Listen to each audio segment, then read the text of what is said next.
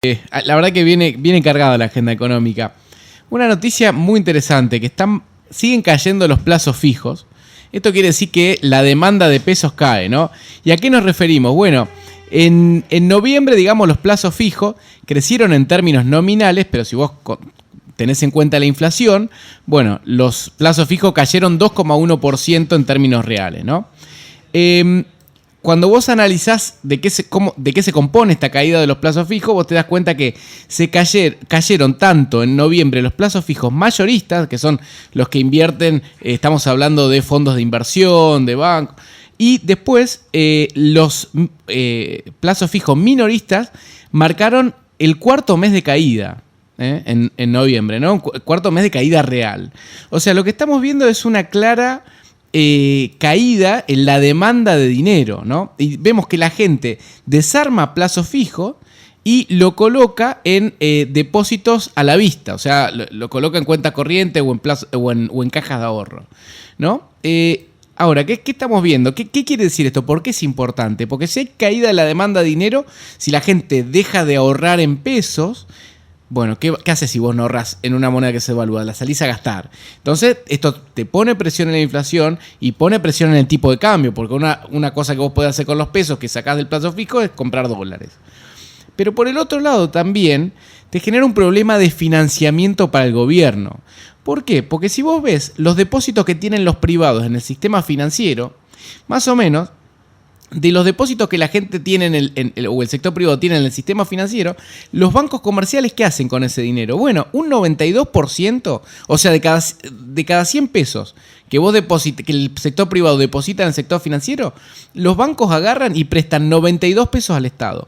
¿Por qué? Porque más o menos le prestan 63 pesos de cada 100, ¿no? En LELIQ o pases pasivos, y después un 29 pesos en deuda emitida por el gobierno. Es decir, de cada 100 pesos que el sector privado deposita en el sistema financiero 92 se lo presta al Estado. Entonces, ¿qué pasa? Si la gente empieza a desarmar sus plazos fijos, ¿quién se queda sin financiamiento? El Estado. Y si el Estado se queda sin financiamiento, ¿cómo hace para cubrir el déficit fiscal? Emitiendo. Y esto te potencia la inflación. Entonces, acá tenemos una cuestión y que no es menor. O sea, digo, esto de que los plazos fijos caigan en términos reales, bueno, hay que estar atentos, ¿no? Cómo cae la demanda de dinero. Y esto, a ver, entre otras de las consecuencias, la pésima política monetaria, digamos, del Banco Central, que tiene tasas negativas. Entonces a nadie le conviene invertir a plazo fijo porque las tasas son más bajas que la inflación. O sea, es el único banco central del mundo que con una inflación como tiene Argentina tiene semejante nivel de tasa negativa, 13% más o menos, ¿no? Porque la tasa que paga la tasa de referencia del Banco Central es 37% ya hace más de un año, ¿no? Entonces, bueno, acá están las consecuencias. Hay que tener cuidado con esto porque puede generar un problema inflacionario importante, ¿no? Agravar el problema inflacionario que tenemos. Bueno, por el otro lado, el principal asesor de Joe Biden para la región del hemisferio occidental, ¿no? Del Consejo de Seguridad Nacional, estamos hablando de Juan González, ¿no? El asesor de Joe Biden, bueno, se refirió a Argentina y, bueno, lo que dijo es que debe llegar a un acuerdo con el FMI y además dijo que esta puede ser una oportunidad para traer a Argentina de vuelta al sistema financiero, ¿no? Y además habló a un acuerdo que sea sólido, es decir, el gobierno de Estados Unidos lo que dice es que, bueno, que ambas partes, el FMI y Argentina, tienen que llegar a un acuerdo que sea sólido en sus méritos, digamos, y que eso puede ser transformador para Argentina y las relaciones bilaterales con Estados Unidos, ¿no? Pero estamos hablando de los términos, ¿no? Un acuerdo sólido en sus méritos, es decir, no zaraza. Un acuerdo que tenga un programa monetario, fiscal, de tipo de cambio, que sea creíble. Vos sabés, mirá, 2 segunditos sí, nada sí. más, una pastillita. Hoy estaba leyendo, ¿sí?, que parecería ser que Guzmán, ¿sí?, se acerca al presidente de la Nación con un plan para presentarle al Fondo Monetario Internacional con números mentirosos. Y bueno, será como su presupuesto, digamos. A ver. Bueno, no. Pero el tema es el siguiente. Por ejemplo, una disminución del déficit fiscal del 0,3%, dice lo que le presenta el presidente. Pero en rigor, al Fondo Monetario Internacional le va a presentar una disminución del déficit fiscal del 1,5%, suponte. Bueno, eso no es tan fácil hacer, porque cuando vos generás un programa con el FMI, claro, vos tenés revisiones trimestrales o cuatrimestrales, como se arreglen, donde vienen los técnicos del FMI. Pero la idea no es faltarle, por lo menos es lo que leí. La idea no sería faltarle a la verdad al Fondo Monetario Internacional. Ah, ¿vos decís que lo está engañando Alberto? Claro, eso dije. Sí, que no sé, no creo, porque, digamos, el acuerdo con el FMI después se hace público, digamos, y Alberto va a decir, che, estos no son los números que vos me presentaste. Y bueno, no son, pero ¿qué querés que te diga? Bueno, todo puede ser, pero bueno, es difícil, ¿no? Por el otro lado, acá sí hay una cuestión de discusión entre el FMI y Martín Guzmán, y esto ya lo veníamos diciendo el otro día. Guzmán pronostica para el año que viene un crecimiento del 4% del PIB. El FMI pronostica un crecimiento del 2,5% del PIB, o sea, casi la mitad. ¿Y qué es lo que te dice el FMI? Dice, vos si creces al 4% anual, el año que viene, si creces al 4%, vos vas a necesitar dólares para importar para poder producir. Y el problema que tiene Argentina es que no tiene dólares.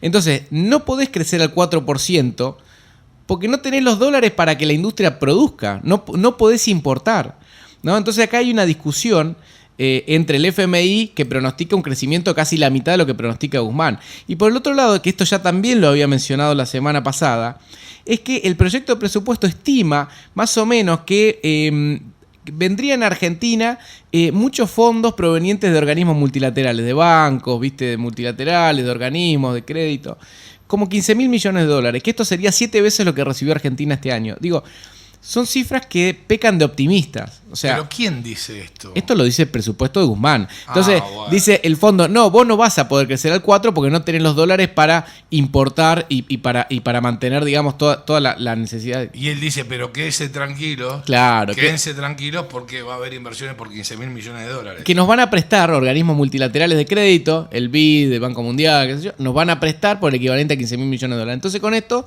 nosotros podemos financiar el crecimiento de Argentina. Hacen un rollover. No, porque estos dólares, digamos, entrarían para financiar alguna cuestión particular, alguna obra, pero son dólares que te entran y esos dólares cuando entran y después ¿pero se no transforman. generan deuda?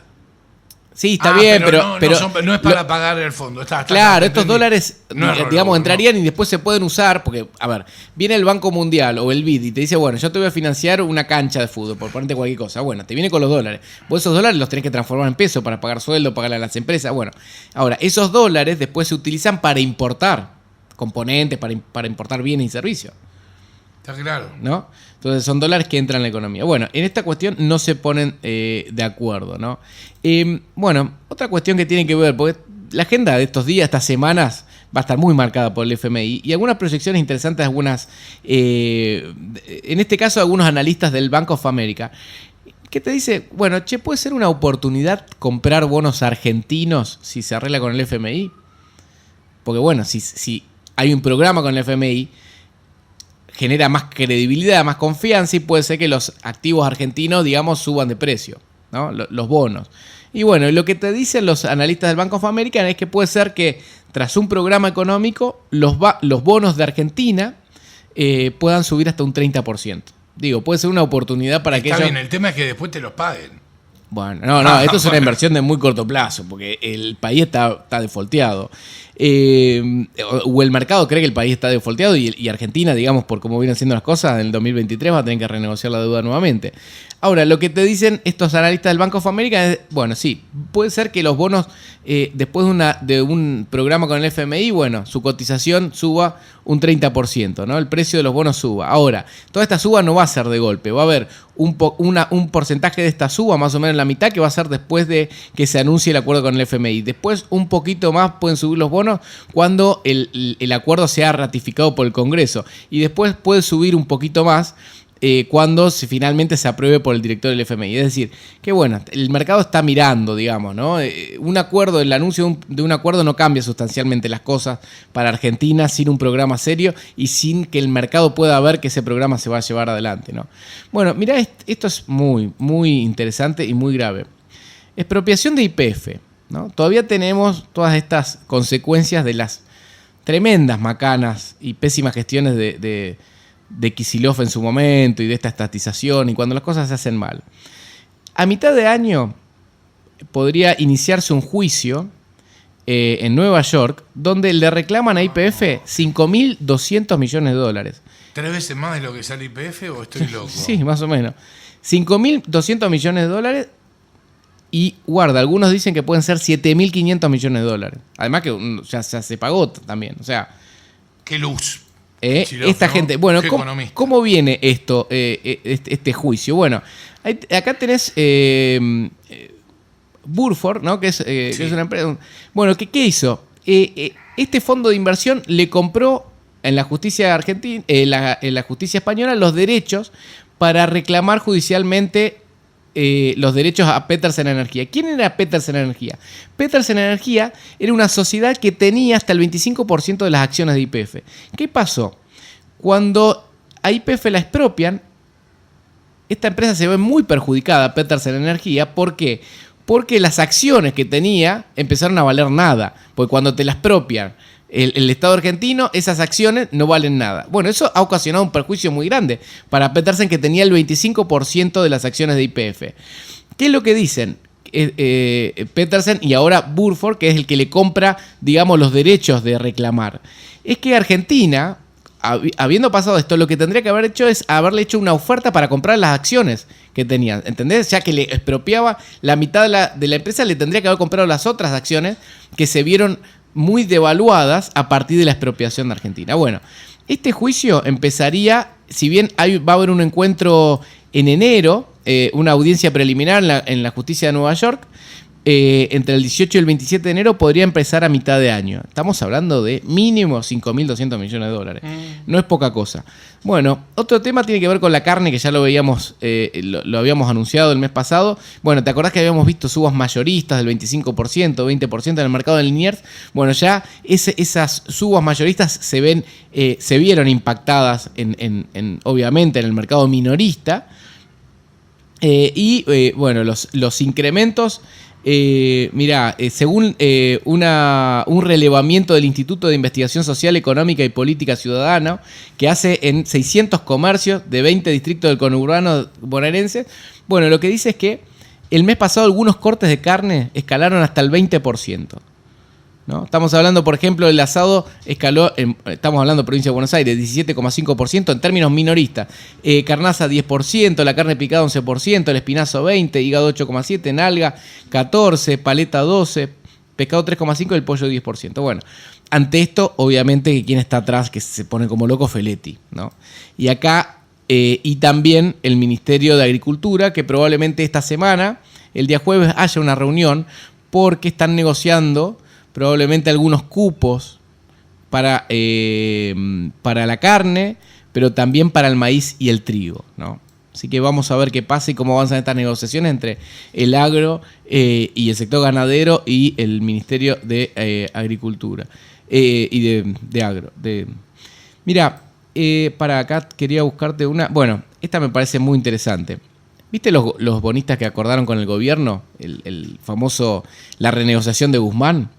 Bueno, ayer o antes de ayer se expresaron en Twitter, ayer creo que fue, muy duramente contra Argentina. Fueron los bonistas que aceptaron la renegociación y aceptaron el canje de los bonos de Argentina. Y fíjate lo que dice este grupo de bonistas a través de Twitter. Dice: el Banco Central ha agotado 3.300 millones de dólares de reserva en la inútil intervención del MEP contra con liqui, ¿no? Lo que veníamos diciendo, todos los dólares que gastó el Banco Central para sostener el tipo de cambio hasta las elecciones. Después ya dejó que se vayan a 200 pesos. Bueno, ¿qué es lo que dicen estos bonistas? Dice, con ese dinero se podría haber recomprado el 15% de la deuda de Ley Nueva York de Argentina, ¿no? ¿Por qué? Porque si el gobierno, en vez de haber destinado ese dinero a sostener el tipo de cambio de manera inútil. Digamos, hubiese con esos dólares haber comprado los bonos, haber recomprado los bonos que se habían renegociado, bueno, esto hubiese dado una buena señal, hubiese disminuido la cantidad de stock de deuda y aparte hubiese generado que aumenten los precios de los bonos de Argentina, ¿no? Del Lake Nueva York. Sin embargo, esto obviamente no sucedió. Y lo que dicen, fíjate lo que dicen los bonistas, dicen la resolución de problemas exige racionalidad y responsabilidad, no gestos políticos baratos. Así, esto es lo que le dicen los bonistas que han acordado hace algo más de un año con Argentina, ¿no? Y anteriormente habían tirado otro tuit que dice que el gobierno argentino está entrando en su tercer año sin articular un plan económico. Bueno, muchachos, bienvenidos a la realidad. Ustedes son los que acordaron con el gobierno argentino sin ningún plan. Era obvio que iba a pasar. Cuando Alberto decía que no tenía ningún plan, bueno, esta gente acordaba y hacía exitosamente la renegociación de la deuda, ¿no? Bueno, hay un nuevo programa ya con esta, me quedan dos cortitas. Hay un nuevo programa de precios congelados que Feletti cambió. Había 111 artículos que no estaban en los 1432 y ahora se suman y quitó 261 otros productos, ¿no? Y además añadió un paquete navideño, ¿no? De precios congelados navideños. Y después una última cortita. Impresionante la demanda de los bonos argentinos que están atados al SER. Atados al SER son los que están atados a la inflación. ¿Qué es lo que está viendo el mercado? Bueno, que hoy en día están esperando que la inflación continúe, que incluso continúe en esta dinámica o se pueda acelerar. Entonces, están comprando los fondos de inversión, los bancos están comprando muchos bonos atados al SER y han abandonado y han vendido los bonos atados al dólar link porque ya, digamos, han perdido la esperanza de que, digamos, Argentina devalúe de manera drástica. Entonces, que era lo que se presumía en un momento después de las elecciones, ahora dicen, bueno, no, el gobierno evidentemente no va a devaluar, entonces desarmamos bonos dólar link y vamos a los bonos atados al SER, que son los que siguen la inflación, porque entienden que la inflación en los próximos meses va a tender a niveles altos, tal vez a acelerarse, ¿no? Bien, ¿esa fue la última? Esa fue la última. Bueno, cerramos la agenda económica del día de hoy y de esta manera también cerramos este resumen. Dale.